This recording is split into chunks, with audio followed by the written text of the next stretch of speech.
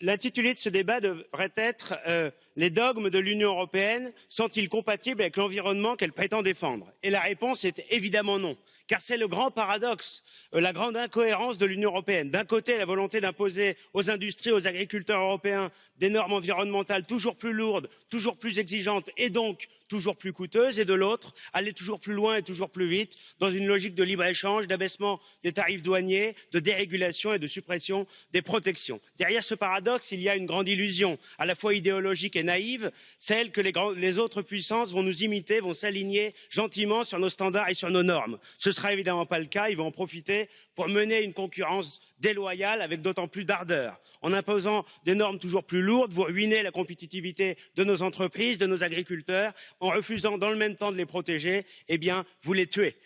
L'Europe est aujourd'hui le meilleur élève en matière d'écologie, moins 16% depuis 20 ans d'émissions de CO2. Dans le même temps, la Chine, c'est 208% de plus. Greta Thunberg est là pour culpabiliser les Occidentaux. Il faut sortir du modèle de libre-échange, il faut relocaliser les activités humaines, protéger l'environnement et défendre notre économie.